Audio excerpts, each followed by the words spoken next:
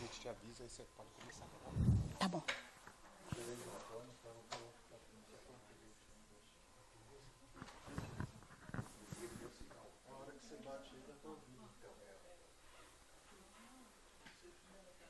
Pode começar?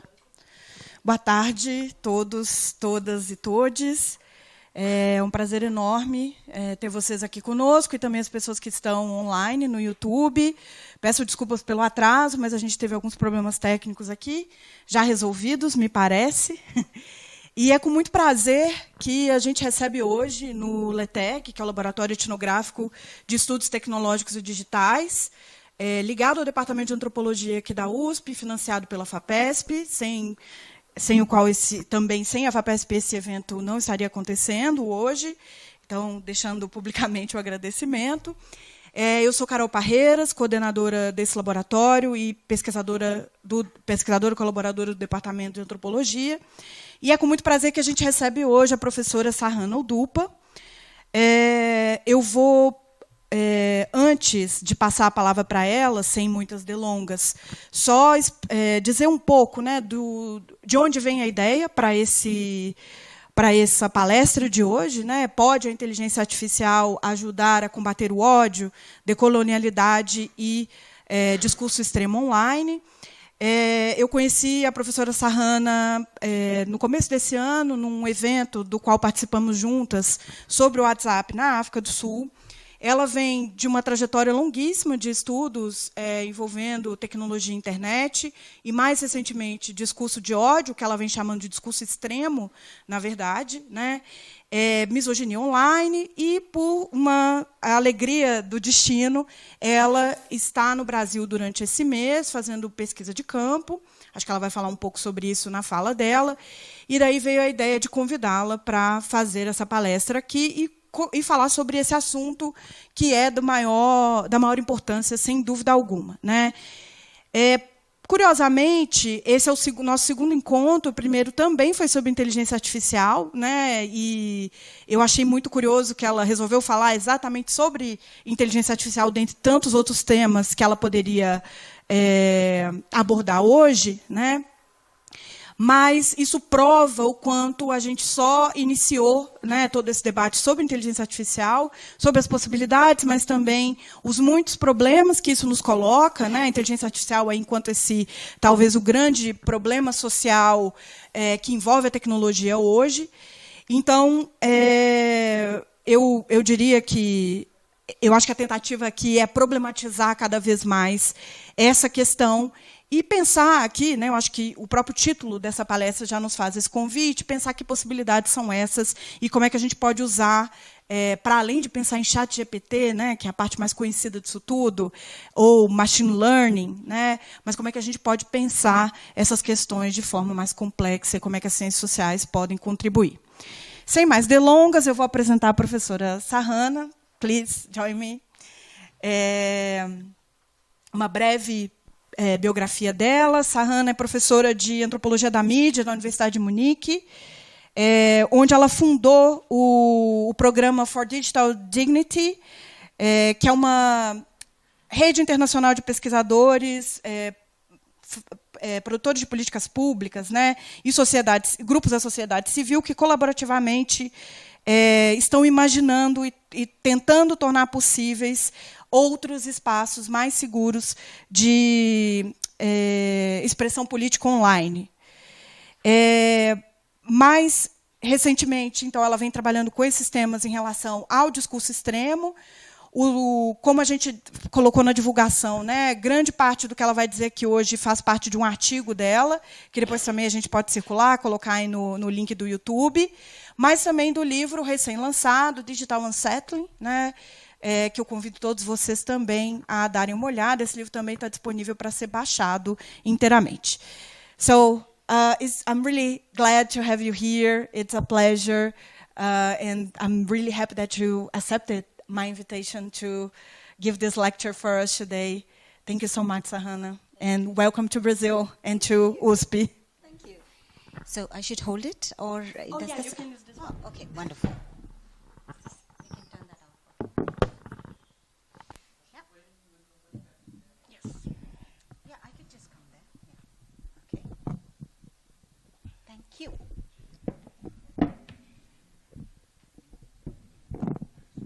Yeah, I think it's okay. Okay. Perfect. Thank you. Thank you, Carolina Pereiras, for this kind invitation, Carol, and also for all dear colleagues and students who have gathered here, and some of you have also joined us on YouTube, so thank you for that. So the title of my presentation is, Can Artificial Intelligence Help Counter Hate, Decoloniality and Online Extreme Speech? As online extreme speech and disinformation have emerged as a major problem around the world, companies are increasingly turning to artificial intelligence as a tool that can help them to detect, decelerate, and remove this type of content. We've seen this excitement around large language models lately. ChatGPT has created a sensation, and Google has also been quietly implementing generative AI features into several of its products.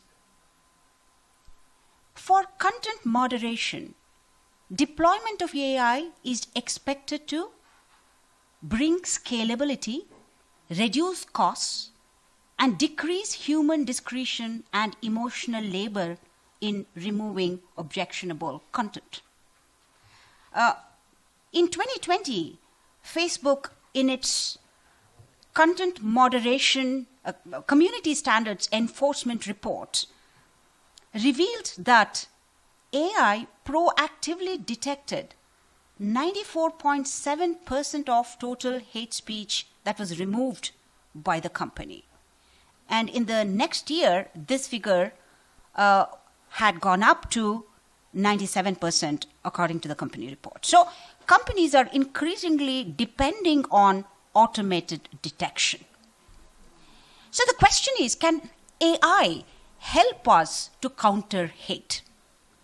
I take a skeptical view, I take a critical view, and I'll give my reasons for this. So in this talk, I'll provide new empirical evidence to demonstrate the severe difficulties for existing language learning models and AI-assisted content moderation systems to keep pace with, let alone stay ahead of, hateful expressions on social media networks. And based on these challenges, I develop a decolonial critique of AI. And again, towards the end of my presentation, I'll come back to some practical challenges and ways of approaching AI and responsible technology in detecting and removing problematic content. So this is how it's going to go. First, I'm going to flag some challenges, develop a critique, and go back to some possible solutions. And even as I say that AI cannot probably help us fully, we do acknowledge that large language models are becoming more and more capable of performing many different varieties of functions. So the capabilities are improving day by day. So we have to acknowledge that. But the question is, what's the process of developing them? And what's the process of regulating them? And that's the key question, especially as hate speech and extreme speech scholars, we are interested in these questions in relation to content moderation. At the very outset, let me thank my team members, Antonis Marinikolakis, Leah Nunn, and Axel Visjorek. They are not here, they are in Munich at the moment. So they all have partnered with me for this project. They've been my doctoral students, or some of them have been postdoctoral researchers. So I sincerely thank them. And a couple of them have also co-authored some of the publications that have emerged from this project. Okay, so I just wanted to show you a bit of YouTube content, just to warm up a little bit, especially in the Portuguese language. So let's see if this works. Does this work? No? No? We can skip it completely. It's not a problem.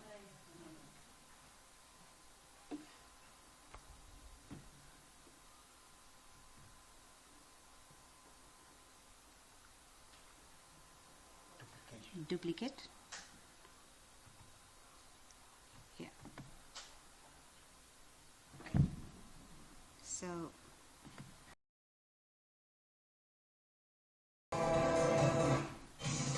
oh, sorry.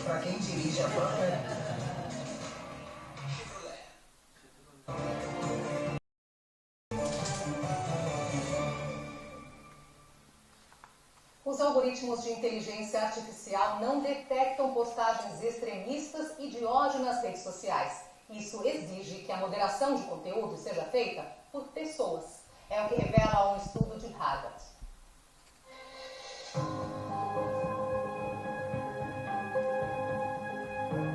A descoberta foi feita por bolsistas do Centro Schoenstein da Universidade, que financia estudos sobre mídia, políticas e políticas públicas.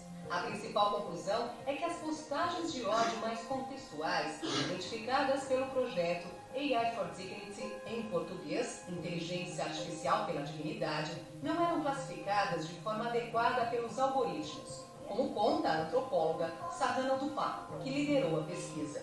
And these trigger words were, for instance, shithole countries. O mais fácil de detectar são expressões óbvias como a sangue frio ou vidas negras em corda. Por trás delas circulam sentimentos de ódio. O problema é quando o contexto é camuflado por expressões culturais. Os algoritmos de inteligência artificial têm dificuldade de ler nas entrelinhas, de entender um post sarcástico, por exemplo. No Brasil, o conteúdo homofóbico não é explícito. A máquina não consegue detectá-lo porque não há palavras de ódio nas postagens. Em inglês não é diferente. Como a língua é falada de formas diferentes nos países, a máquina também não consegue captar essas diferenças culturais. Isso foi uma grande surpresa para nós.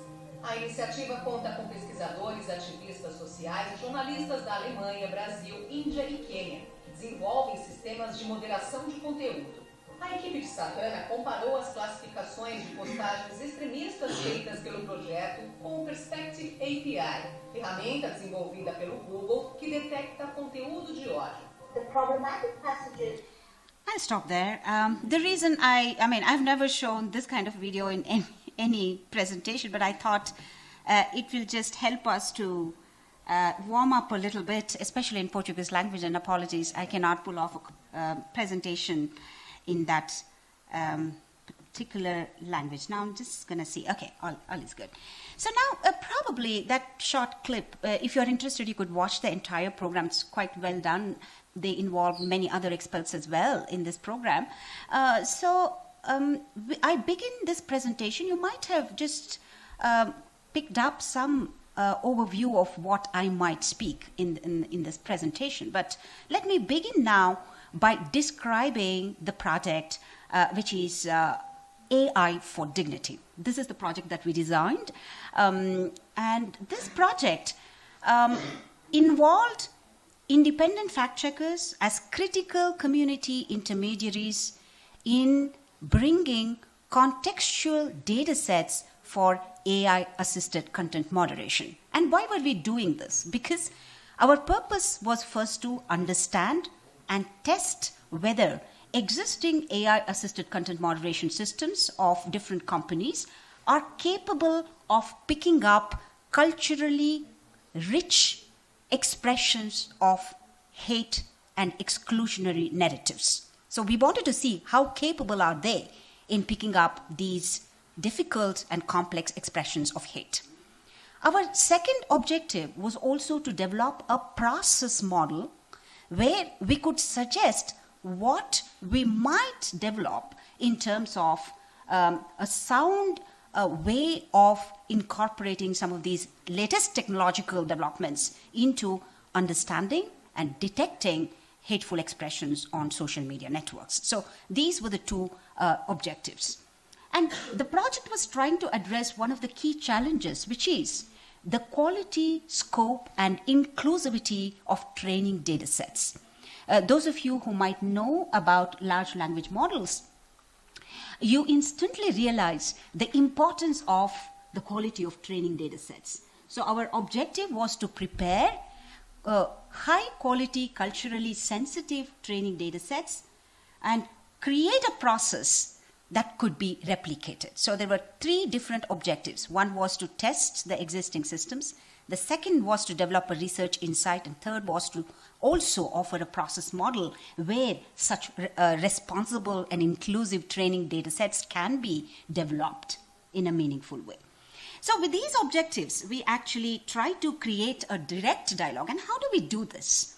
And we wanted to create a dialogue among 3 different groups of people.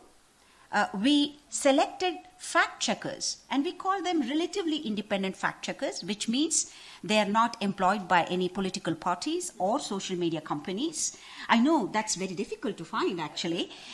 So relatively independent fact checkers and academic intermediaries, especially ethnographers who have regional expertise, and NLP developers. So these were the 3 communities that we tried to bring together, and we created an assisted dialogue among these 3 communities.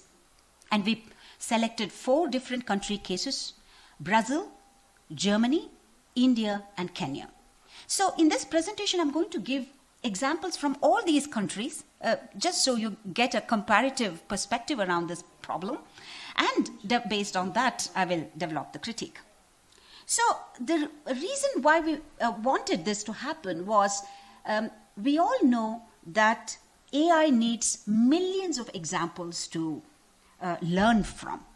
And these examples are not only precise examples of what an algorithm should detect, but also what we call near positives, which is something that is close to what it has to detect, but it is not to be removed and detected.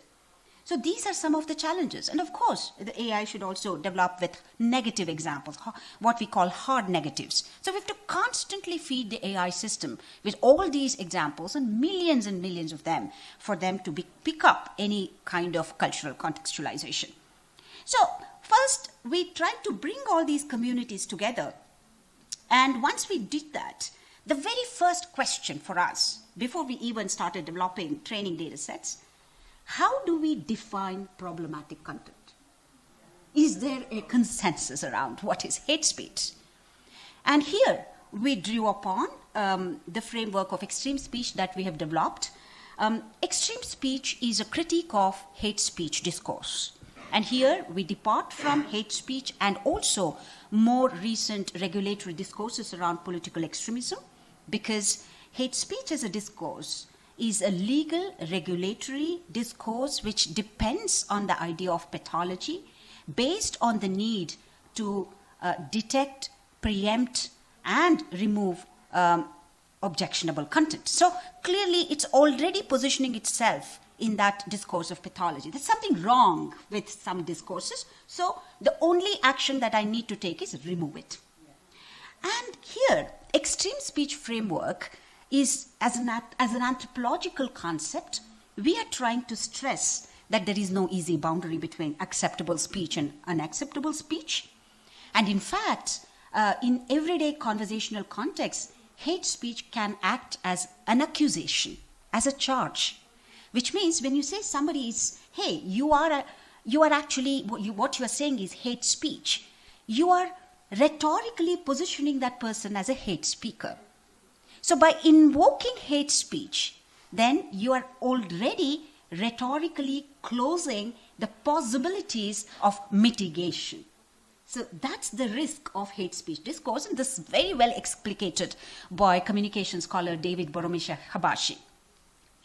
He does an ethnography of hate speech discourse in Hungary, and he comes up with this theory of how hate speech can be an accusation. So the point being, there are severe limitations to hate speech discourse. So we wanted to depart from that, and we developed extreme speech as an anthropological intervention. The first point being, there is no easy boundary between acceptable speech and unacceptable speech. And building on, we therefore emphasize that extreme speech should be considered as a cultural practice, which means we pay attention to situated speech cultures of online use in relation to broader cultural struggles around the meanings of civility and information. And this is very critical because there is no consensus around what is civil speech, what is uncivil speech. In fact, there is no consensus around what is information and what is not information. I'm not going to say that there is no truth at all and there is no civility at all. But the point is, what we define as civility and incivility should be available for critique. And then the second way of second point that extreme speech is trying to make is to understand this as a social phenomenon. So extreme speech co-creates relations of belonging and unbelonging, and as such it is embedded in a broader set of social practices cohering around internet media. And the third conceptual device is to see extreme speech as techno-political manifestation. That's very important as well, where affordances of social media shape the way you speak, and the materiality of the internet in shaping and expressing political action. So these are the three dimensions of extreme speech that we have developed. So to just sum up extreme speech theory, we are emphasizing ethnographic sensibility to media practice. That is, what do people do with media, what meanings they draw from their own online activities, including how do so-called hate actors relate with internet media, and what are their practices, what are the meanings they draw out of their online activities. That's the ethnographic sensibility to media practice, and very important, historical sensibility. And this is something that is not always present in extreme speech, hate speech analysis, because many a times what we see today, vitriol and different kinds of uncivil expressions, there is a tendency to blame social media channels. There is also a tendency to blame villainous populists. And clearly there is a grain of truth in both these factors, but it is also true that we need to pay attention to longer historical trajectories and longer histories of coloniality and racialization that has enabled this current global conjuncture of extreme speech. And if you are interested more in this, you can, I've just thrown two different publications, the book Digital Unsettling and the UN paper Digital Technology and Extreme Speech Approaches to Counter Online Hate. Now, with this particular extreme speech framework, back to the AI for Dignity story, we wanted to create a classification scheme because that was the biggest challenge, category definition, right? And we created this particular classification scheme. Derogatory extreme speech, forms that stretch the boundaries of civility but could be directed at anyone. It could be against politicians, it could be against journalists, or it could be against people in positions of power.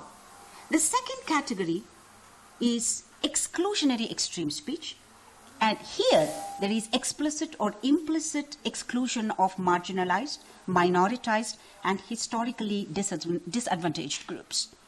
And then the third category is dangerous speech, which comes from Susanna Benish's framework, which has imminent danger of physical violence, and therefore it warrants immediate removal of content.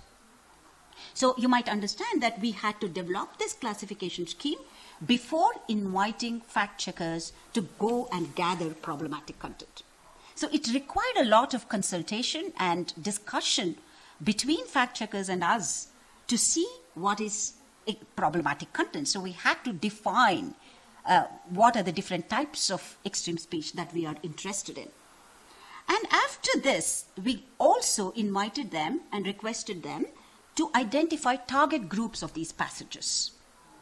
And we had this initial list: ethnic minorities, immigrants, religious minorities, sexual minorities, women, racialized groups, historically oppressed caste groups, indigenous groups, and any other. We gave this annotation scheme to fact checkers. Only under derogatory extreme speech, we also had politicians, legacy media, the state, and civil society advocates for inclusive societies. So they were not under exclusionary extreme speech category or dangerous speech category. I'll explain why we did that. So the second step was, after fact checkers understood these labels and they helped us to fine-tune them further, they went about gathering problematic passages in these different countries. And they posted them on a dedicated WordPress interface, and that was linked to a database. And through that database, we were able to extract and format the data for model building. And with that, we created new tasks and new baselines for existing pre-trained models and conventional language models. And in the third step, we created an event called Counterathon, sort of marathon to counter hate, and where fact checkers, academic intermediaries, and NLP developers came together to assess how effective these classifiers were and whether the training data sets we had were robust enough. So we created that dialogue and we took down notes about the objections that these different participants raised. So this was also part of the AI for Dignity project. So there were 3 different steps. One is to define labels. Second is to gather the passages and label that content. And third was to reflect on those classifications and think about what we could do better. So all these 3 different steps constituted the process of AI for Dignity. Now this looks quite detailed, at least in our mind. It seemed like a robust process. But believe me, we faced a lot of problems. And what were the problems? As I mentioned, the very first problem was in terms of category definition and labeling. And there were quite many disagreements among fact checkers whether this passage is exclusionary extreme speech, whether this is just derogatory extreme speech, whether it is dangerous speech. There was no easy agreement among fact checkers. And in fact, this particular challenge was also linked to their understanding of target groups. And that, I think, is a very important problem, because before you label the content, one has to have a clear view of who it is targeted at. And only by understanding the target group, you can define whether it is derogatory, exclusionary, or dangerous. And here, I think there were many different questions. I can give you a lot of examples. For instance, in the initial list, we did not include women as one of the target groups. But fact checkers from Brazil said, hey, misogyny is a huge problem in Brazil. You have to include women as a separate category and trans people as another category. And then in Kenya, fact checkers told us that minority ethnic groups are not a major target group because the usual conflict is between majority ethnic groups. So you have not included majority ethnic groups as a category, include them for the Kenyan data set. And then in Germany, they said, hey, you have included immigrants as a target group. Immigrants are targeted quite heavily in Germany. But then they said immigrant is a very broad category. You have to probably introduce another word, which is refugees. Because sometimes immigrants are at least tolerated for economic reasons, but refugees are derided. So you clearly make that distinction. So they advised us to introduce a separate category called refugees. And then there were other questions around politicians. A Kenyan fact checker told us, when people attack a politician, they are not just attacking this individual politician in the Kenyan case, but the entire community that this politician represents. And therefore, if you include the politician only under the derogatory extreme speech category, because that's what we had done, because politicians are closer to power, and therefore, when people use uncivil language, you should not consider that as exclusionary, because then you will end up over-censoring. And therefore, we just put them under derogatory extreme speech category. But our friend from Kenya told us this particular politician, and he gave the example of Sugoi thief as a label that was being used against a particular politician. And in that case, it was not just about this individual politician, but a politician stood as a synecdoche for the entire community. And therefore, he said that it has to be exclusionary extreme speech or even dangerous speech, because attacking him would actually raise danger levels for the entire community. And similarly, fact checkers from Germany told us, hey, you've included politicians only under derogatory extreme speech, but what about women politicians with migration background? So what was missing definitely is that intersectional kind of, lens. And later on, we also got to know about different other categories. Women, politicians of color in Brazil, that was something that was flagged as very important. And then we also had fact checkers from India talking about politicians from the oppressed caste groups. How do you put them? So, of course, these questions were something that we were expecting, and therefore we could fine-tune the labels accordingly. And we told them, please don't put them only under derogatory speech. You can always consider them as exclusionary extreme speech. So the reason I'm explaining all these is to tell you the importance of having cultural and political knowledge around who the target groups are. And without that knowledge, how would you label something as derogatory, something as exclusionary, and something as dangerous? And then this is one huge set of problems. The second set of problems, which is quite well known as well in AI-assisted content moderation, language variation. Available language models are not actually catering to all different language communities, and there are reports to show that minoritized language communities are going to be suffering because of this bias for large, economically powerful languages in model training. And the second problem, I'll come to the second one, but I'll skip and go to human bias as another issue, right?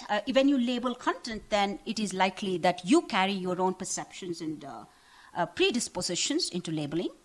And then lack of cultural and historical contextualization. This is also seen as a severe limitation. And very important, these hateful expressions keep changing. Today, this right-wing group would have one keyword, but next month they will change. And in anti-Semitic data set, we noticed that some of these expressions are so complex, and that brings us to the point on complex semiotics and culturally coded expressions. And these do not have direct expressions of hate, because hate speakers are also constantly evolving and innovating on language to escape content filters and legal actions. And therefore, they're constantly innovating, and there are clever combinations of words. There are deliberate misspellings to escape machine detection. There is very active use of satire, and there is changing syntax and also coded language. These are indirect dog whistles. How do you expect the machine to pick them up? Even humans find it difficult. I'll give you some examples for how difficult these coded expressions can be. And this comes from Germany. Goldstücke. Goldstücke is pieces of gold. A left-wing politician described refugees as those who would bring us, what they bring is more valuable than gold, because it is the unwavering belief in the dream of Europe, a dream that we lost at some point. This was a speech he gave, and he used the word, described refugees as more valuable than gold. Right-wing groups picked it up and satirized that particular expression, and they started referring to refugees as pieces of gold, Goldstücke. So that's a satirical term which has a very particular context for the politician's speech and how he described the situation. And similarly, Gehört nicht zu, you don't belong here, nicht mehr, no more, all these are expressions that do not contain obvious hateful expressions. In Brazil as well, we saw that homophobia between the lines was quite rampant. One fact checker from Lupa News who partnered with us, he told us how one of the homophobic messages was, look, the US government has appointed a transgender person as an education minister. Imagine what would be the plight of the children. This was the message. First, it was not true, so it was also fake. And then there was no obvious hateful word in this. So the homophobic content was hidden between the lines. And also, we picked up expressions like cancel the CPF. This is to celebrate someone's death. And Article 142 is another coded expression to signal political coup, and military dictatorship. All these indirect expressions gave us a lot of headache in terms of how could we keep the machines ready for all these different coded expressions. And to add to the problem, name-calling expressions and put-downs also have some open-endedness. Sometimes they're also used for news reports. Sometimes progressive groups also cite them to contest. So you understand the layers of context that need to be excavated before one can decide if this content has to be removed, whether this content has to be characterized as problematic. And what these challenges highlight is that it's very important for us to involve affected communities, and it's very important for us to involve people who are close to the context of online discourses in identifying and labeling extreme speech. It is not enough if people inside corporations raise particular teams and those teams do not have the rich contextual knowledge that communities can bring. And that's the kind of iteration that we were trying to push forward with. And what do we mean by iteration? We mean that constantly we have to keep revising our own plans, our lists, our labels, our category definitions. And this process of iteration has to be continuous in ways that we are able to stay ahead of, at least stay in tune with what is going on in the real world. And that's the sort of iteration and creating a meaningful dialogue between community intermediaries and academic experts and AI developers that we were advocating for. But then the question is, are existing corporate AI-assisted models, are they picking up these subtleties? So we wanted to test, and we conducted 2 different tests to see if existing corporate AI-assisted models are sensitive enough to identify these types of subtle, culturally coded, hateful expressions. And the results you might expect were not very encouraging, but also it revealed many interesting findings. For the first test, we selected Perspective API, which is a classifier developed by Google. In our examples, fact checkers had sourced the passages from WhatsApp and Facebook as well, but because of severe restrictions on data access, we could not test that. So we picked Google and Twitter because at least some part of data access was available. But Perspective API is quite different also because what they are trying to do is they're trying to crowdsource as well. So if you go and enter into their website, you can post a passage and get a toxicity score from their machine learning model. And they are enabling different languages, and the set of languages today is expanding. So when we tested this, there were a few languages that were not fully covering some of the languages that we handled in AI for Dignity. But it covered German language, Brazilian Portuguese, English, and Hindi, only for a particular toxicity score, and mixed registers, which is English and Hindi, German and English. So those mixed registers, we could test them as well. But we could not test Swahili from Kenya because the model didn't support. So already you see some of the variations there. So what we did was we picked our passages that, remember, were selected through a collaborative process involving independent fact checkers and academic intermediaries. We had about 20,000 extreme speech passages in our data set. And out of which we were able to test about 17,000 passages, more than 17,000 passages through Perspective API. What do we mean by testing? We use that as an input, and we wanted to see what would be the output in terms of toxicity score, whether Perspective API labels that content as toxic or not. What kind of toxicity score is it assigning? So this exercise was interesting, but also let us remember that drawing a correspondence between our labels, the three labels, derogatory, exclusionary, and dangerous, and perspective attributes, that's what they call, perspective attributes, it was not straightforward, right? We had to interpret correspondence between derogatory extreme speech and, in their model, they called it toxicity, profanity, and insult. So we thought derogatory extreme speech in our label is similar to that, and exclusionary extreme speech in our model was similar to what they considered as severe toxicity and identity attack. And the third category, dangerous speech, we drew correspondence between this one and what perspective API model called threat. So we interpreted correspondence between these different categories. And later on, we saw what our fact checkers considered as derogatory extreme speech. If we put it into perspective API, what would happen? What kind of score it would give? And here is an interesting graph which tells us the results across different languages. And clearly, you can see that Brazilian Portuguese passages were picked up quite well by the model.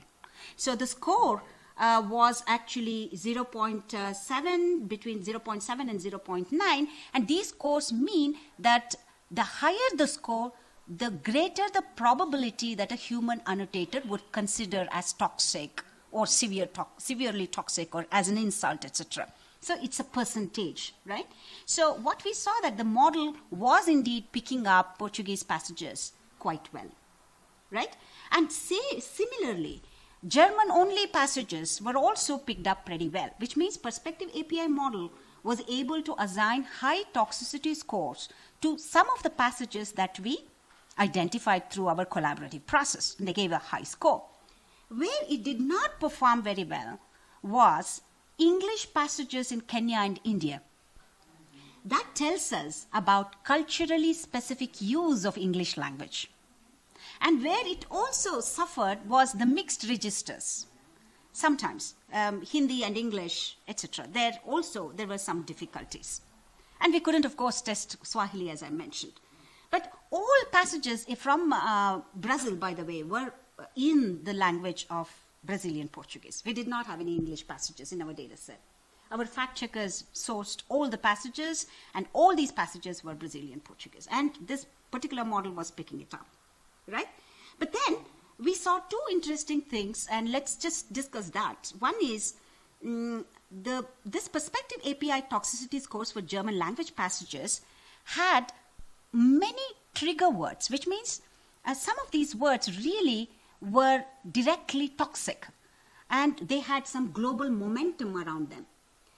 Good examples, or strong examples, not good examples, were German passages where they had used words like shithole countries, Black Lives Matter, and all these, wake up. All these expressions are globally circulating right-wing tropes in English. And those English expressions, when they were in German passages, Perspective API gave them a very high score, which means some of these English expressions were acting like trigger words for the model.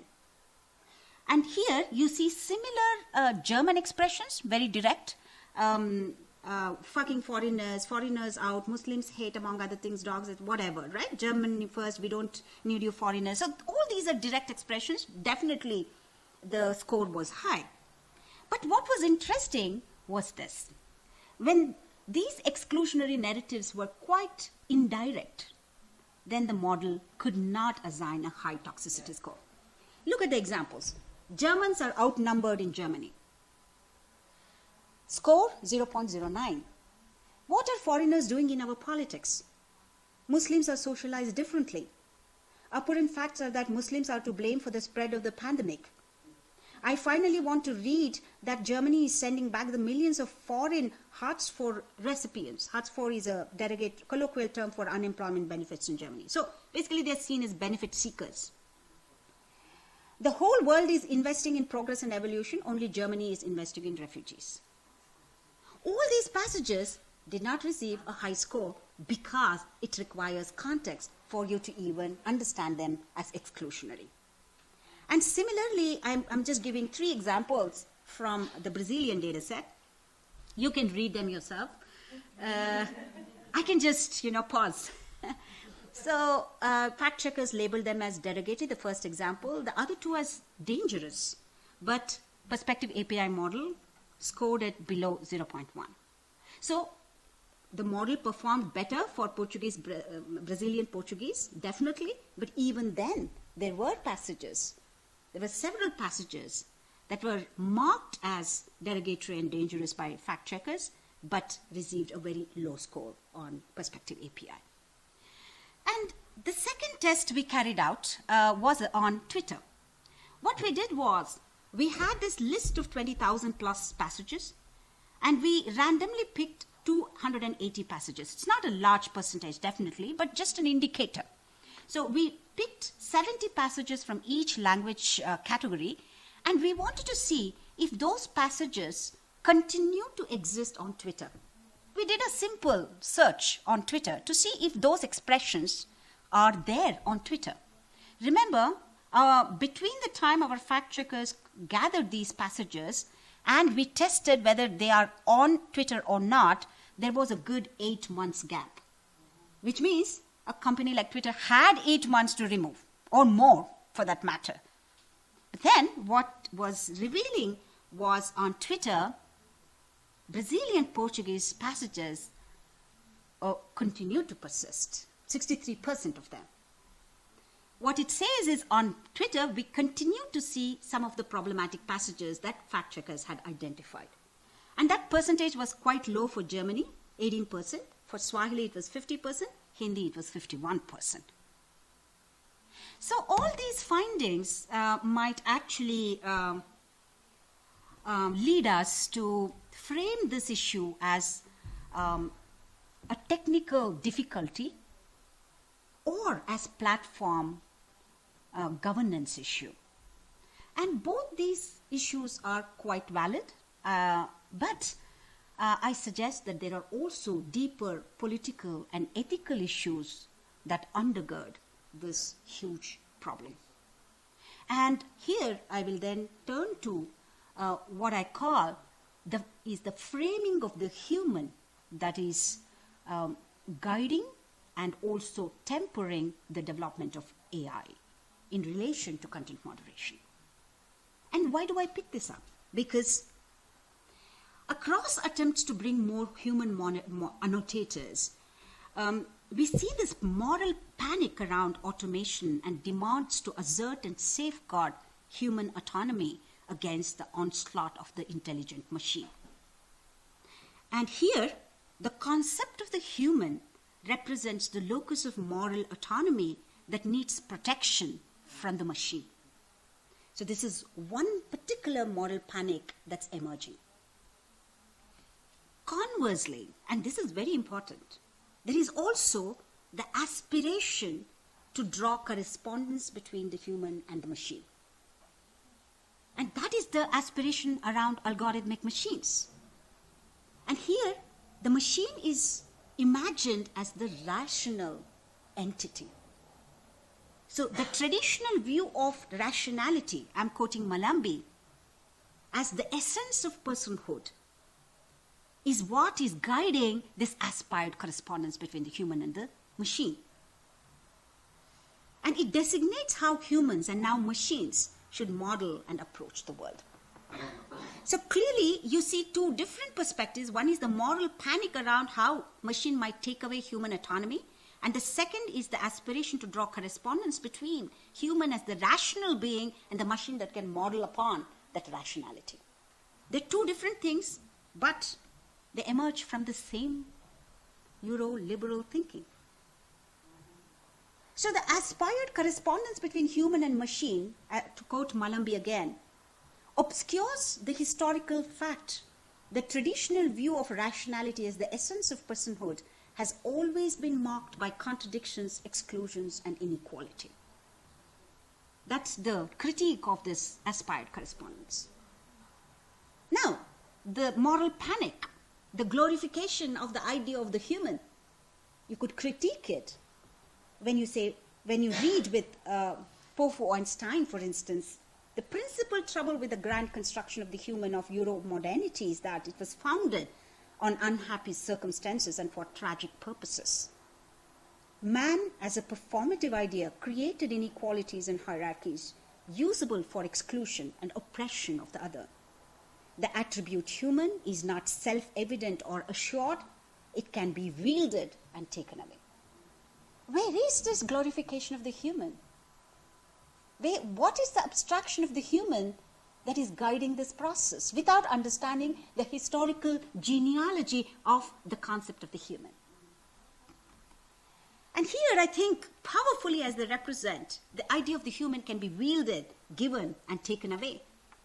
And here I think, therefore, as Wintner very powerfully has shown us, the idea of the human obscured the history of racial classification of human, subhuman, and non-human. In fact, it built on that classification. Along the schema of the rational core, the self-imagination of the West, and the irrational periphery, the rendering of the non-West, and institutionalizing this distinction within the structures of the modern nation-state that marks the boundaries of the inside and outside, who is inside and who is outside, minority-majority distinction. That's the nation-state structure, a product of modernity. And then it's also institutionalized within the market logics, the market, the capitalist market that anchored the vast diversity of human activities to the logic of accumulation. And that's the framework of coloniality that I propose in the paper on decoloniality and extreme speech, and developed over a period in different publications. Now, one might ask, what has this particular thing got to do with online extreme speech? And before I get to that, we might also remember that these oppressive structures operate on a global scale by defining the vast power differentials among national, ethnic, or racialized groups, but they also operate within the nation-state structures where dominant groups reproduce coloniality through similar axes of difference, as well as systems of hierarchy that commingle with, if not are invented by the colonial encounter. So we need to have a fuller perspective around how colonial structures work. Sometimes they commingle with older structures of hierarchy. Now, keeping this particular decolonial critique of AI, one might ask how we understand content moderation. Coloniality and content moderation are connected in this way. At least it raises 4 different questions. One is a critical view of the category of the human. It's a reminder of the foundational premise of human, non-human, and subhuman distinction of coloniality that drives, validates, and upholds a significant volume of what is seen today on social media networks. Sometimes it's just primitive racism. You can see some of their right-wing messages, and some of them have evolved into cultural racism and whatnot, but some of them are really very, very old-fashioned and primitive. So a large volume of extreme expressions can be read in terms of how they connect with this basic historical trajectory of racialization and dispossession. And then the second aspect of coloniality is market logics, where companies are actually benefiting from polarized narratives. And as different scholars, including Jonathan Beller, have said, computational capital has not dismantled racial capitalism vectors of oppression. In fact, that has technologized it and capitalized these social differentials. So market logics as second aspect of coloniality. And then this coloniality also tacitly rationalizes the uneven allocation of corporate resources for content moderation across different geographies and language communities. And here there is vast empirical evidence in what came to be called as the Facebook papers. I'm sure some of you might know about this, whistleblower giving away the internal documents. This happened in 2021. There it was revealed that close to 87% of Facebook's global budget for time spent on classifying misinformation was earmarked for the United States, although it comprised just 10% of active users. And the company representatives came forward and explained that this does not account for third-party moderators, and they are outside of the US, and therefore you have not accounted. But then the very opacity, there is no transparency around actual corporate resources that have gone behind different language and geographical communities. There is no transparency on this point, and also this whole third-party arrangement with devalued labor is also something that has to be critiqued. So coloniality in terms of content moderation is also seen in terms of uneven allocation of corporate resources for content moderation across different geographies and language communities. And the fourth point is, of course, about the limitations of technology. And how do we imagine technology? And that because, as I mentioned, technology itself is imagined either as a replicable, a rational person that is tied to Western epistemologies, and therefore the imagination of technology as a remedy for as a remedy for hateful expression is also tied to that kind of thinking. So in other words, both the problem, point 1, point 2, and the solution, point 3 and point 4, are linked to Euromodern thinking. And this thinking is conceptually unprepared to grasp the responsibility of community participation in the design and imagination of the machine. This is our primary critique. And therefore, based on this critique, we have proposed the concept of ethical scaling. Here, we get on to the concept of scaling. I'm just looking at the time here. Carol, 10 more minutes? Yes, please. Okay. So here, based on the decolonial critique, we offer this concept of ethical scaling, where we critique corporate understandings of scaling. And here, when you talk about scalability, you think of speed, you think of volume, and that's how corporate definitions around scaling work. But questioning this logic, Gillespie, he has worked a lot on content moderation. He offers some important clarifications. He says that scale and size should not be collapsed to mean the same. Scale is different from size. Scale, he says, and he's developing different other works on scale. Scale is a specific kind of articulation, different components attached so they're bound together but can operate as one, like two parts of the arm connected by an elbow that can now articulate the emotion together in powerful but specific ways. That's articulation, right? That's scale. Scaling is not just size. Scaling is about particular articulation around different components. And similarly for content moderation, different protocols, processes, and teams are articulating to make it more efficient, to make it more speedy, etc. And similarly, models that are built on certain number of examples are made to apply for many more examples. And teams that work inside the companies, especially in the Western metropoles, are articulating the policy actions of different policy heads spread across different parts of the world. All these are articulations. That's scaling, right? So with that, what I'm trying to propose is scaling, therefore, building on Nick Seaver's fantastic insight as socio-technical scale making. But when it comes to content moderation, I would say it is also political maneuvering. And therefore, I suggest that if you think of scaling as replicability of certain articulations of processes and components, then you have to consider this particular replicable moderation process not only as socio-technical scale making, but also as political praxis. It is political precisely because it raises the question around whom it involves as human annotators, and the design and imagination of technology that guides this process. The extent of corporate resources that are spent are also part of the political maneuvering that goes behind content moderation.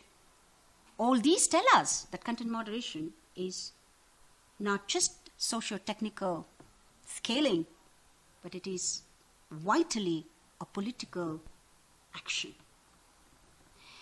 And we have to combine this sort of, attention to replicable content moderation processes, political praxis, and critique of capitalist data hunger as ethical scaling. That's how we define ethical scaling. So in ethical scaling, the replicability of processes is conceived as a means to modulate data hunger and channel back the benefits of scaling toward protecting marginalized, vulnerable, and historically disadvantaged communities by involving these communities in labeling data, bringing their contextual and embodied knowledge, and making annotation an iterative process through such collaborations and consultations.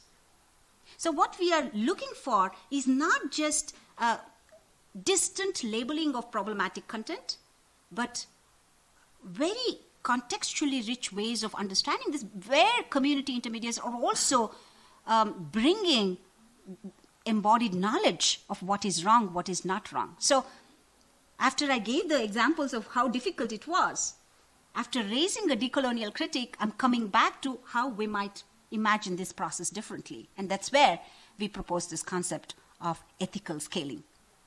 And that's sort of, what we call experience near knowledge of extreme speech. For that, we need to constantly collaborate with communities. And a very good example comes from Brazil again, where our fact-checking partner, Gilberto Schofield, he said, he was talking about homophobic content, and he said, he was quoting, "This is the kind of person who will take care of our children as the education minister," the example. Although it is in the written form, I can imagine the intonation of how they are saying this. So they have that sense for the proximate conversational time space in which such expressions are appearing online, which might not be possible if you do not have this collaborative process model. Now, there are, of course, challenges even in here. Whom do we consider as community intermediaries? We went with fact-checkers, and again, the autonomy of fact-checkers cannot be taken for granted. Fact-checking today is also heavily politicized. Political parties have their own fact-checking teams. Media houses, commercial media houses have their own fact-checking teams. And how do you actually look for credible community partners? So that's a huge problem. We built some guidelines around this. We wanted to see if they have close enough knowledge of extreme speech, whether they know the language, for instance. That was quite important for us. And then we also looked at whether there is a proven commitment to social justice. So we picked fact-checkers who are not employed by political parties and commercial social media companies, and also they published fact checks that seem to agree with the broader protocols around human rights protection, etc. These were some of the guidelines that we followed, but this is a huge problem. As you try to replicate this model of community collaboration, the question remains, who are the reliable community intermediaries? So you'll have to tackle that question all the time. But conceptually, at least, I think this opens up a pathway where we develop from a conception of AI that does not mirror the inhuman logical reduction of personhood and the denial of personhood to the marginalized that comprise the ideological edifice of colonial modernity. Instead, through its collaborative process model, it foregrounds what Malambi eloquently elaborates as the ethic of interconnectedness, inspired by the sub-Saharan African philosophy of Ubuntu, in which personhood extended to all human beings, informed by the awareness that one's personhood is directly connected to the personhood of others, which is very different from reducing personhood to rationality, which becomes the model for the machine to mimic and also the other moral panic around valorized ideas around the human, or even romantic ideas around the human that does not consider the historical genealogy of human, subhuman, and non-human distinction. And therefore, can we turn it and then frame and imagine AI differently? So that is the challenge that we wanted to throw in this particular project. And I will end this, and if you are interested, I picked up this QR code phenomena in Brazil. Everybody was showing me QR code. You can see it here. So I also said, here is the QR code if you want to download the ethical scaling article. So it seemed to work. At least there are few people who are doing this. Of course, you could always get in touch with Carol, and she'll be happy to distribute that ethical scaling paper as well. So in this Big Data and Society article, we elaborate the concept of ethical scaling, and we also talk about the different challenges that we faced, and we chart a map for ethical scaling. I will end this presentation by highlighting another limitation of AI when it comes to content moderation, which is the social distribution of hate speech. Does AI have an answer for that? A very good example is WhatsApp distribution. India is a good example, and Brazil is another good example. Across in rural and urban areas of India, and also in Brazil, I'm told, and we've been investigating that more and more, WhatsApp is used as a channel for inflamed rhetoric of different kinds. And here, what we see is that WhatsApp is used as a very intrusive channel, which means political parties are remodeling the so-called end-to-end encrypted messaging platform into a political broadcast channel, and combining that broadcast model with the so-called organic political enthusiasm by creating hundreds and millions of WhatsApp groups. And typically, a party moderator or an ideologue would enter WhatsApp groups of families, friends, colleagues, neighbors, and other trusted communities. And once admitted, they relay party-favoring content in unobtrusive forms. Sometimes this divisive message is mixed up with good morning greetings, religious hymns, jokes, developmental issues, whether you get your water supply on that day or not. And that's how they are mixing extreme speech with socially vetted and existentially relevant content. We did some plotting of this on WhatsApp. How does the message flow? And here, this is quite interesting. I don't know if you can see. It's kind of... so the first message would be on patriotic, nationalistic message. Then it will be about a politician. Then it goes to religion. Then there will be good morning greeting. Then there will be something about development. Then there is something about history. Then there is this sudden, explicitly hateful message. You wouldn't be expecting that either, perhaps. Then again, it goes back to something about mundane, about development, something about politician. You see, the zigzag that we saw. So the temporal flow of content simulates the lived rhythm of the social. It's mimicking life itself. And that's the danger of intrusive extreme speech. And here, I have defined this as deep extreme speech because it taps community trust in distribution logics. And it taps different kinds of obligations for distribution logics. A very good example is also what Gilberto, again from Lupa News, told us in Brazil. The guy who is taking a look at the community and telling people what's going on, alerting the community on where the police operation is taking place in the neighborhood, which streets to avoid because of bang-bang fights between organized crime gangs. These are the hyper-local influencers who are part of different WhatsApp groups. Musicians and poets, local school teachers are all getting recruited for political messaging and targeted political content. And this, I think, leads us to what I've defined as deep extreme speech. It taps community-based trust in ways that the content is felt, evaluated, and shared, not only because of the meanings it might hold, but also, more importantly, because it flows through social and community ties that shape the experience of communication as natural, obligatory, and fun.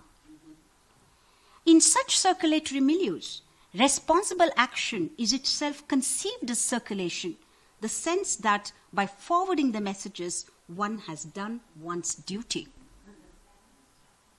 And this form of deep extreme speech is something that cannot be tackled by message-level intervention, especially AI-related message-level intervention. It's important, but it's not sufficient.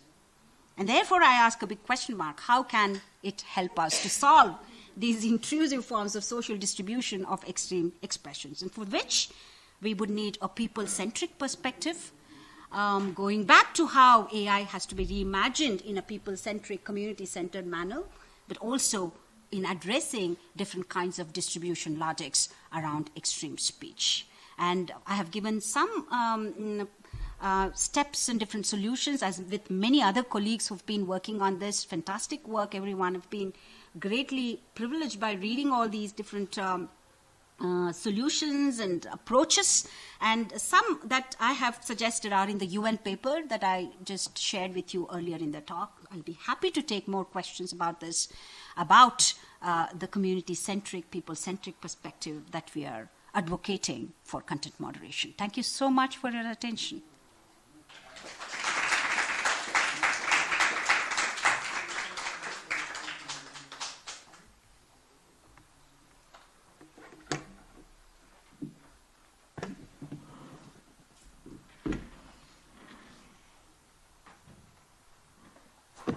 Thank you so much, Sahana, for your talk. Amazing. I have questions, but let's see if people has something to say. Alguém quer falar, gente?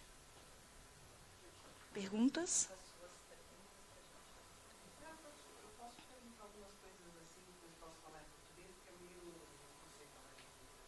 A Ju pode ajudar aqui na tradução para o inglês, eu acho. Posso começar, então? My question is two questions, actually. The first one is based on the last part of your talk and about this people-centered perspective. I would love to hear you talk more about that. Since I agree with you, the machine is not the solution for this kind of thing that you show to us.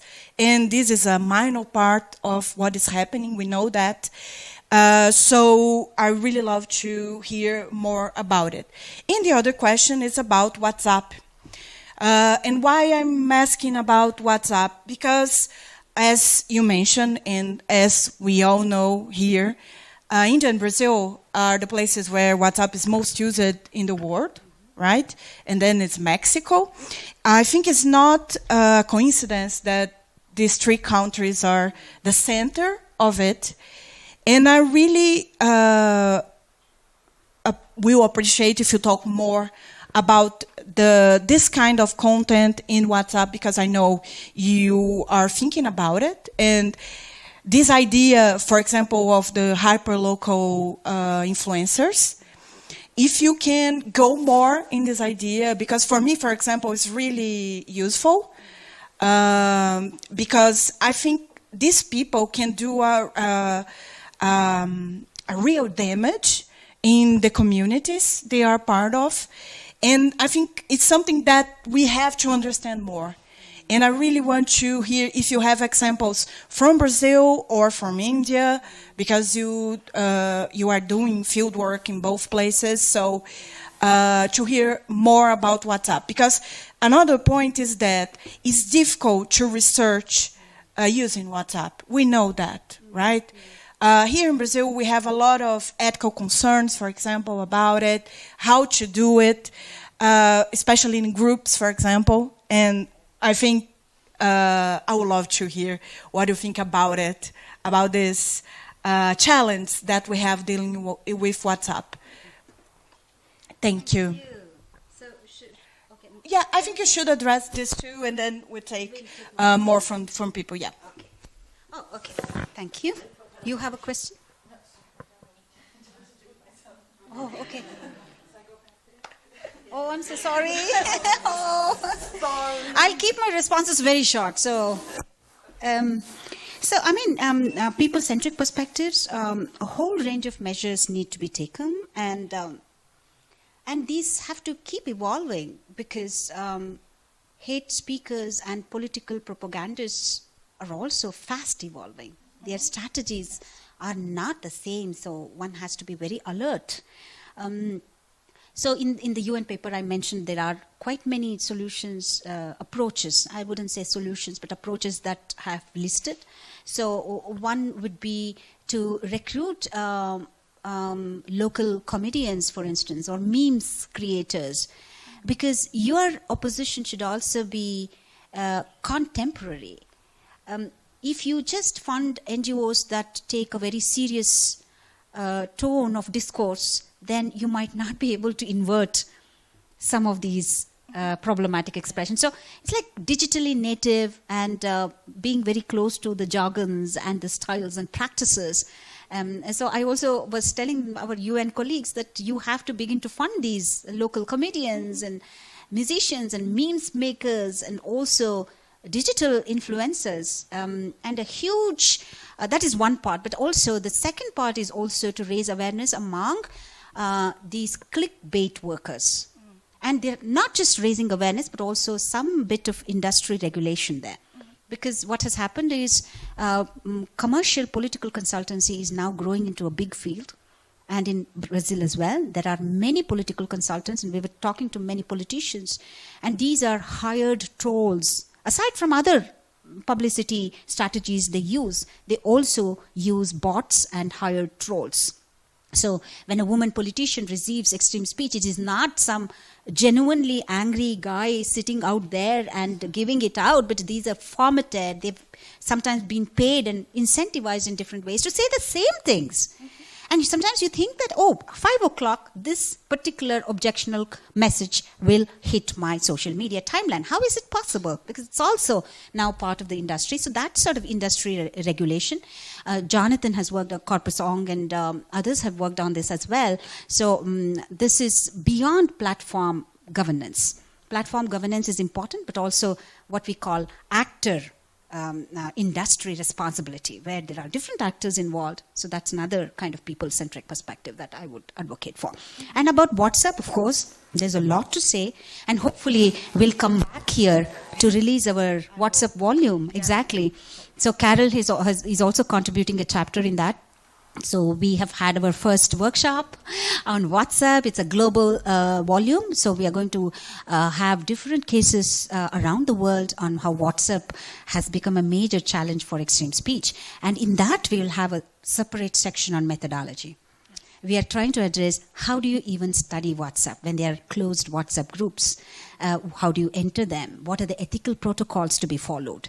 How do you remind people that you are a researcher, and how do you extract data? So all those different issues, hopefully, we will be able to not fully address, but flag and think through some of these challenges. Yeah.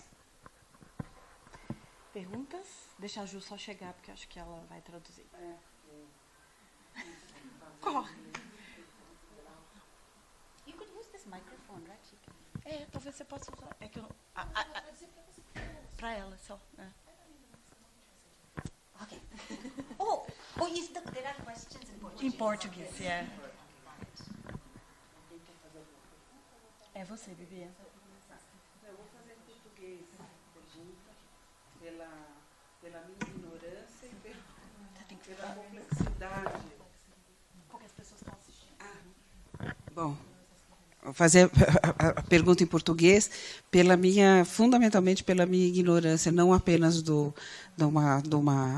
inglês mais robusto, mas também em relação à complexidade do próprio tema. E eu achei fantástica a sua apresentação, me deu vontade de ler o livro e de ler todas essas indicações bibliográficas interessantíssimas. Mas eu fiquei pensando um pouco, porque eu tenho estudado o hate speech, ou o comportamento de ódio, digamos, contra algumas pessoas que têm ganhado visibilidade no cenário contemporâneo no Brasil, como antropólogos, como a Débora Diniz, ou alguns políticos, como a Maria do Rosário, Jean Willis, que são pessoas que têm sofrido ataques, mas direcionados a questões relativas a sexo e a gênero, né? E uma das coisas que mais me intrigou foi que, no exame dessa forma de ódio que se expressa publicamente, né, há uma espécie de performance, que é uma performance, né? Então, no caso, eu analiso muito a Débora Diniz, mas também a Maria do Rosário e Jean Willis, que diziam que sofriam os ataques a partir de certos gestos, de entonações, a maneira como a pessoa expressa o conteúdo, até corporalmente. Então, quer dizer, levando em consideração que o discurso não é apenas aquilo que se fala, o que se expressa, né, verbalmente, mas é também relativo à corporalidade, à gestualidade, né? Então, eu fico um pouco me perguntando se né, a inteligência artificial, evidentemente, não consegue perceber esse tipo de coisa. Talvez uma inteligência artificial que resgate a imagem, né? Resgatando a imagem, ainda os memes e tal, você ainda consiga resgatar esse tipo de performatividade que inclui o corpo, né? Então, isso eu acho que é uma coisa importante. A outra coisa que me veio foi uma indagação que certamente vocês já devem ter pensado sobre isso, e é uma ignorância minha, que é o limite e os limites impostos por certos conceitos do liberalismo, que ainda são totalmente importantes no mundo contemporâneo, a despeito da crítica ao liberalismo, que é a liberdade de expressão. Quer dizer, em que medida que todas essas classificações ou categorias contra o discurso de ódio, não sendo uma ameaça explícita, vamos dizer assim, tocam na questão da liberdade de expressão, ou, enfim, ou algo assim. Mas isso, evidentemente, vocês já devem ter pensado, e eu é que estou por fora. Sahana, we have a question from the internet. Do you want to take it now? Yeah, sure. It's a simple one, I think. Inês is asking if you had contact with our project of a law called fake news law here in Brazil. And if you had contact, if you read something about it, what is your evaluation and opinion about it? Thank you. Thank you for great questions. Thank you. This is such an important question about performativity of hate speech, something that we've been documenting. So in online communicational scenarios, performativity is difficult to gauge because of the disembodied nature of interactions. So the body is absent at least in the limited corporeal sense, but one might argue that sort of performativity and embodied forms of expression take on a different form on online media. And what I will come to the AI part, but just to stay with performance as an explanatory tool for us to understand hateful expressions, it's important to thematize this as fun. extreme speech and hateful expressions are actually fun, not just in a very direct sense of drawing hilarity. That's one part, which is an important part. But in my theory of fun as a meta-practice of extreme speech, I've delineated 4 different features. One is obvious forms of rendering messages funny. That's the direct hilarity. The second is drawing fun from making their messages go viral. That is the satisfaction of trending something. That's also seen as fun. So when you are able to trend something, when the target person is withdrawing or responding in a different way, so there's a sense of victory. So that's the second aspect of fun.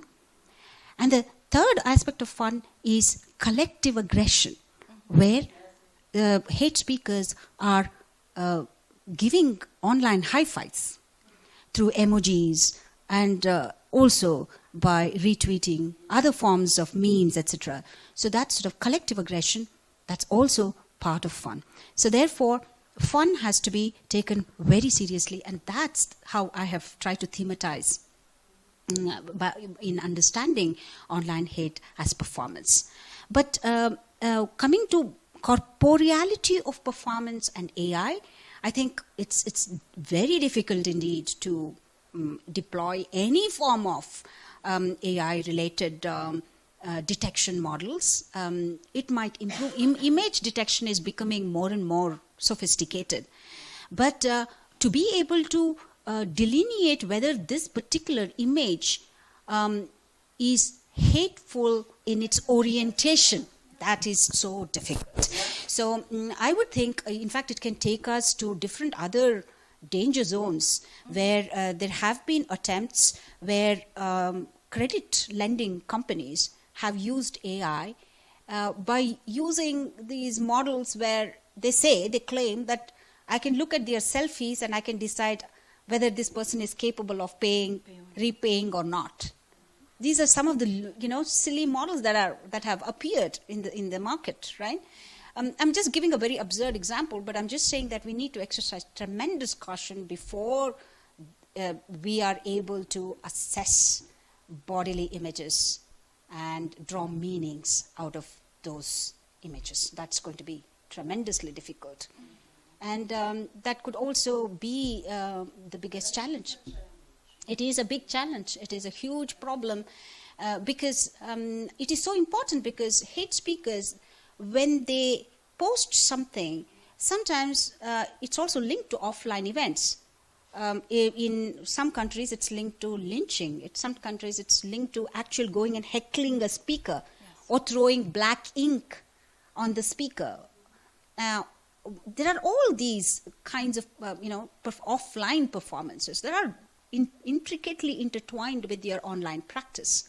Sometimes they are not visible in the field. Sometimes it's just online, but sometimes there are those connotations. So I would just keep my response to this level now, to say that AI's capacity to understand performance in that level of context-rich understanding is something that's, I think, quite difficult to do, right? But then the other question about freedom of speech as a concept of liberalism. This is something that many of us have been trying to critically evaluate in terms of how freedom of expression now has become a weaponized rhetoric for right-wing people. So all libertarian values today that are unfortunately also propagated by owners of some of the social media channels, we clearly see that freedom of expression is a highly instrumentalized and even abused term today. So one has to be very careful, and one has to see how limits have to be placed upon this. And that also probably links to the next question on fake news law. I've not really looked into it very carefully, but I can only give a very general response. So free speech is a value that cannot be dismissed. But the exploitation of freedom of expression as a rhetorical tool can be documented. Yes. So free speech is still a value that we have to hold on to, especially to avoid censorship, state repression, etc. So clearly, that is something in many countries, we see this particular trend where they're trying to use some of the regulatory directions that are emerging in Europe for greater control over the internet and social media companies. But sometimes these regulations are used for repressive purposes. So that is something that we need to constantly watch out for, right? Yeah. Questões? Você vai fazer em inglês? Português? Tem que ter, gente. Fica. Uhum. Esperar ela chegar. It'll be in português. Oh, okay. Okay?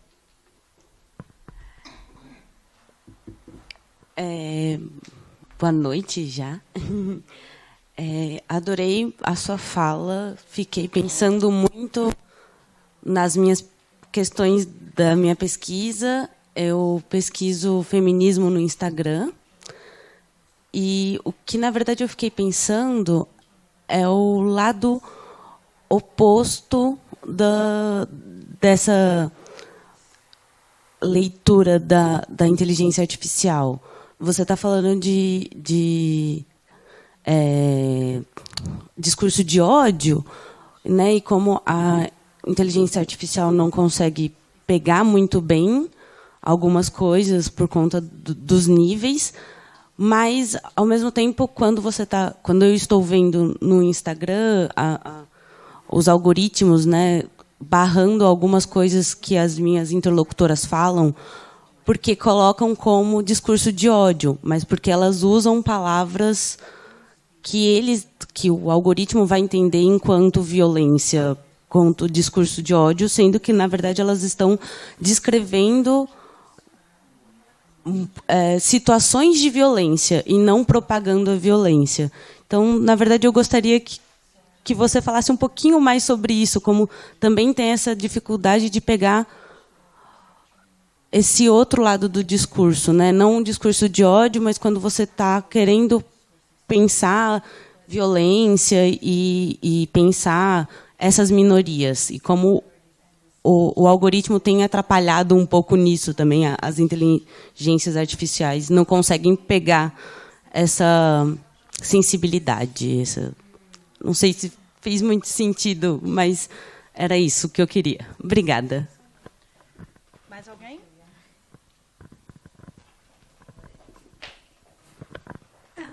Okay, I think that I'll try to speak in English. Thank you very much for your thought-provoking talk. And I have a question. It's about the governance. I think that you stressed this point a little bit in your talk. But my question is in another direction that I think that people went so far. And I think that when I was listening to you, you said about the challenges you and your team have had with this research, trying to find a way to understand how AI could flag hate speech and how it is difficult to define hate speech and what we can consider hate speech, thinking about content moderation, on how to proceed a content moderation. But on the other side, there are groups and discourses that are quite easily flagged and banned through this process of content moderation on social media. I'll give you an example. I researched sex workers, and they are constantly flagged and banned from social media, and they are quite easy targets in this process of content moderation through AI.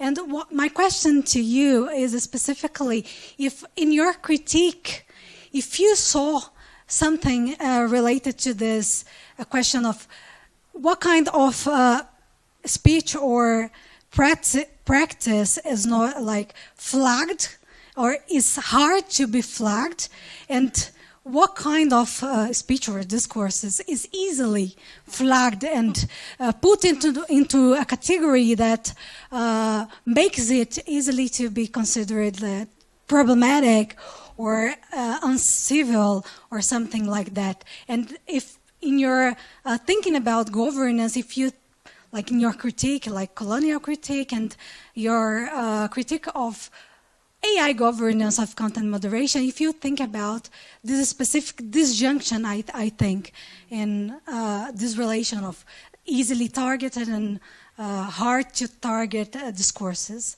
So I hope that you could understand. Thank you very much. Great, thank you. Okay, thank you. No, keep it here. Okay. Thank you so much. I think these two are fantastic questions, and you open up a completely different angle to this problem. And I just probably mentioned in one of the slides where the AI model was picking up some of the obvious terms, right? So we called it trigger words. So some trigger words have to be this particular thing, I think? Trigger words, yeah. Here. So these are the trigger words in German language at least, but I'm sure they're working with very obvious terms that they have already labeled as problematic. And that leads to AI models bringing down this content without understanding the context in which it has been invoked. Therefore, in our process model, we emphasize on identifying the target groups. Only if you see the so-called problematic expressions or extreme expressions, uncivil expressions, etc., alongside who is speaking and who it is targeting at, then it's impossible. Now, that's easy to conceptualize, of course. You'll have 5 parameters for any speech context: the speaker, the audience, the medium, and the content itself. So the conceptual model is very clear in our mind, but now the question now is how can we build models so that it does not lead to this kind of over censorship and also wrongly targeting, right? In your case, I think the cases that you have mentioned, it's clearly about how certain expressions are used for either crafting counter narratives or raising awareness, or to create a certain kind of discourse around that as a way to lift up your own community solidarities. It could be doing 100 different things, right? So when algorithms begin to tackle them with this sort of trigger word approach, this is the danger. And therefore, we need to have a more complex process model to incorporate context. So clearly, all the critiques that we have mentioned, and perhaps it has to be mentioned very clearly that AI governance is not only about how to target content, but it's also to prepare it to avoid what you call easily targeted content, right? So that protection it has to go hand in hand with detecting content that's coming from majoritarian or regressive groups. So I could only say that target group identification is very, very important in this case, right? But it is a problem, no doubt about it. Yeah. And also, as I mentioned, algorithms, they pick up only, AI models are trained with several millions of examples. And those examples have to be very precise examples for what it has to detect, okay?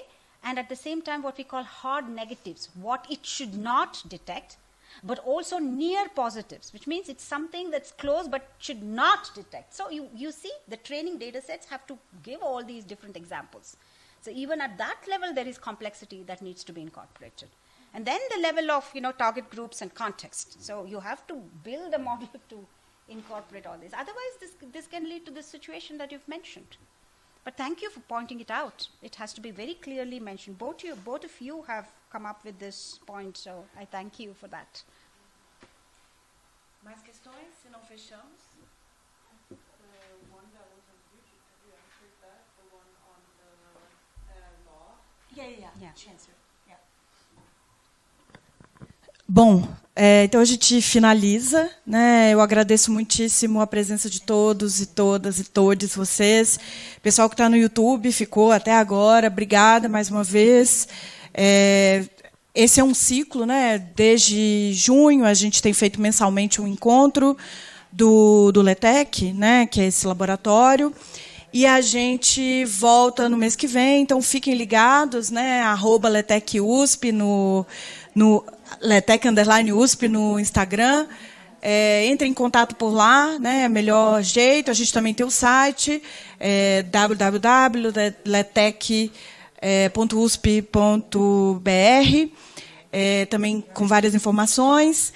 E então a gente se vê de novo no mês que vem, provavelmente com uma discussão sobre o WhatsApp. Agradeço mais uma vez a Sahana por estar aqui conosco e faço a propaganda, né, do que ela já falou. Em breve teremos um livro sobre o WhatsApp. Eu tive o privilégio de colaborar com um capítulo. Thank you so much again, Sahana. It's really nice to have you here. E obrigada, Juliana Valente, que vocês estão vendo aí na câmera também, quem está no YouTube agora, que ficou ali atrás escondida, que é a nossa tradutora. Obrigada, Ju, sempre. Thank you.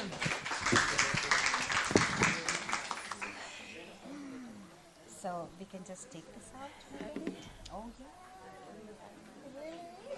Let's take a picture. Oh, yeah, yeah.